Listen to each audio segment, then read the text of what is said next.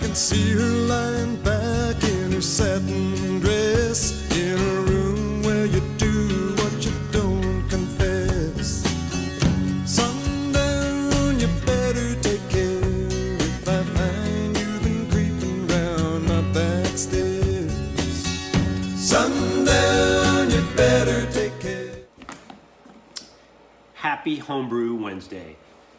I don't know what Homebrew Wednesday number this is because I haven't done one in a very long while, but I was inspired by Mr. Wally Fett yesterday because his Homebrew Wednesday video just popped up on my feed for the first time in a while. So I don't know if he's been still doing regular videos.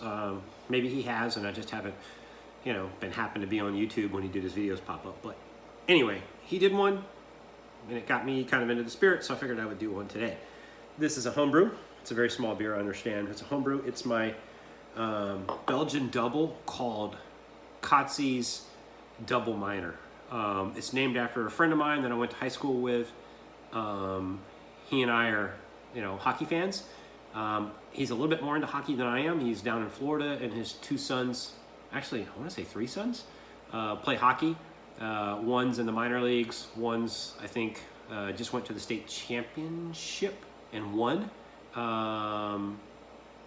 Was it state championship? No, national championship, I think, from his high school team.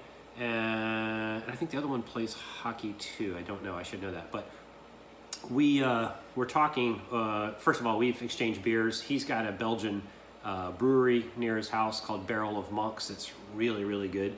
If you're in Florida and you've had Barrel of Monks before, holy crap, that's some really good beers. And it kind of got me back into the Belgian kick. I've sent him some of my homebrews, so we've kind of exchanged beers, and we're going to do so again soon, or I'm going to send him some of mine. So I said, hey, I'm going to brew a Belgian double just for you. And at the time, our two teams were facing off, the Florida Panthers and the Washington Capitals. For hockey. His team came out on top by pretty wide margin. But the one particular game we were watching, I said, hey, I'm going to brew a beer. It's going to be a Belgian double. I'm going to call it Belgian Double Minor. And hopefully you guys get a double minor and we get to go for an extended power play for this game. And sure enough, it happened. They got a double minor. We got 4 minutes on the power play. But it still wasn't enough to overcome the deficit. So anyway, this is Kotze's Double Minor, Dubbel, and cheers.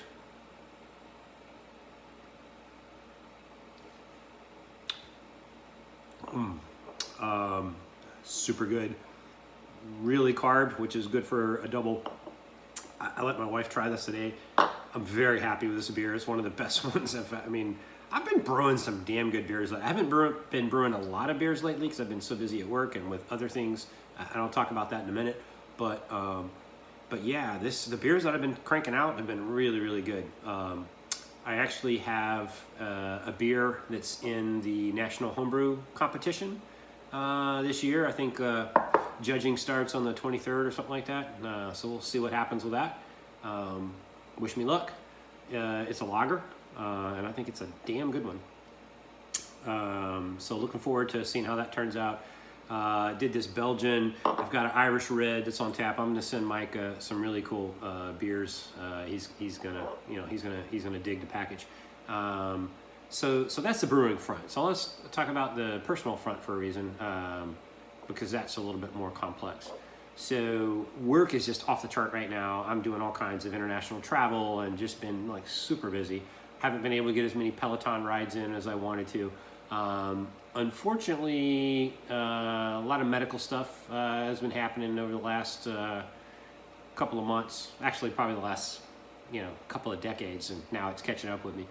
To start off, first of all, we had this massive storm come through Northern Virginia, and I'm pretty sure it was a tornado. So just to back up a little bit, I started getting, we had some friends come to visit us, another international friends that we had, found out after they left that the one tested positive with COVID, so our whole family came down with COVID, and it was a ravager. It was the Omicron, I guess, and it was, I had the original gangster version of COVID back in, late 2020 or early 2021, You know, all I did was I lost my sense of smell for about a week, and I got tired one of the days.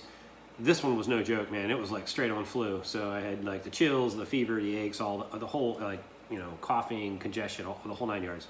You know, it lasted about 10 days, and then the cough kind of lingered on for a while. But at the worst point of the sickness, and this is when our whole family was down, me, my wife, and my 2 kids.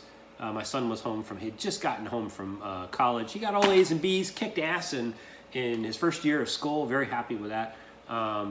But we all got COVID at the same time. We were all basically sleeping in our 4 corners. I was down in the basement, of course, down here, just kind of sleeping, feeling sorry for myself.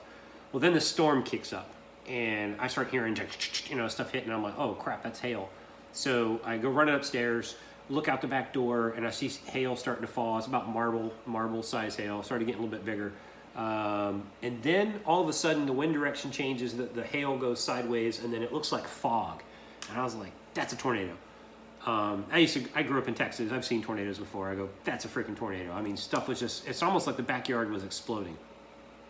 So I run to the base of the stairs and I yell upstairs because the rest of my family are in their rooms. My daughter was actually taking a shower in the upstairs bathroom. My son was in his bedroom, probably with some headphones on, playing video games, and my wife was sleeping in her bed. And I yelled, hey, get downstairs now in the basement. And everyone's like, what? And all of a sudden you hear this loud slam. Well, what had happened was the 85-foot hickory tree, which is the only tree still left in both of our yards, and my wife's chopped down all the rest of them. I think I had mentioned that on one of our Homebrew Wednesday videos, and she replanted a bunch of new ones. But this 85-foot hickory tree fell almost all the way down to an angle about like this and slammed down on top of the back of our house. I think I put some pictures up. Maybe I did do I don't think I've done a Homebrew Wednesday. If not, I'll put a picture up here.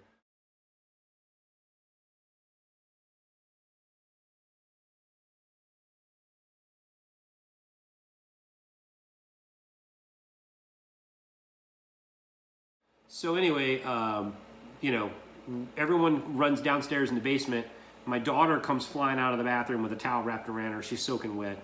She was lucky not to be killed. I mean, that was a big ass tree that hit, and it didn't, you know, the house, the integrity held, and the walls didn't collapse. We do have some slight structural damage. The roof was destroyed. We have to get the whole roof replaced, and we're working through insurance companies to do that. And the bad thing was we had put some pretty good investment into our roof so that we never had to have another roof for the rest of our lives. But unfortunately, it's not taken into account an 85-foot hickory tree falling on it.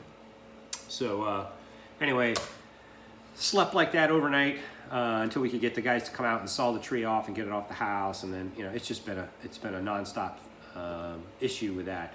So that was the first thing. And then the second thing is I've just been getting, you know, more and more to the point where if I walk more than like 20 minutes, I'm hobbled. I'm just miserable. And this has been coming over the last couple of years. I know I've went out, you know, one day I went to the park with SJ. You know, he and Mary came down, and they probably noticed I was like, I'm starting to get a little, my foot's kind of hurting. It's just gotten worse and worse over the last, you know, particularly the last 6 months. So my wife finally said, hey, you need to get your butt in to go see the podiatrist. So I went in. She went to see a podiatrist because she had a plantar fasciitis, and they're like, yeah, you know, you need to get some inserts, and they do some cool massages on her. And she's like, yeah, you'll probably like it. Go in to see the podiatrist. You really need to go. So I go in to see him.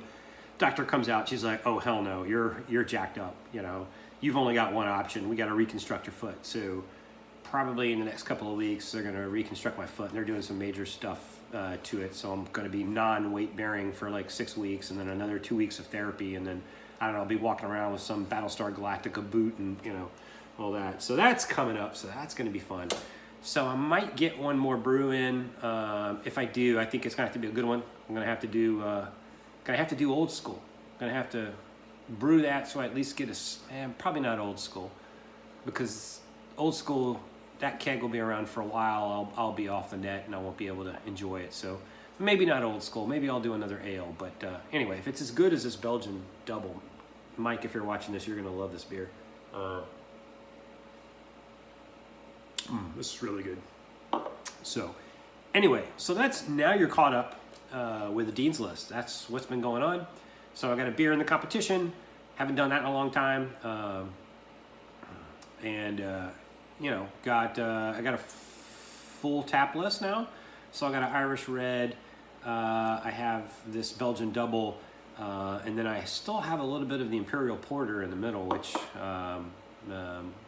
forget what I'm calling that, but it's been hanging on. My wife loves that. So I've gotten a lot, like 3 dark beers. So I need to get a light beer brewed in. So it's about time. I think what I'll probably do is I'll probably do a Munich Helles.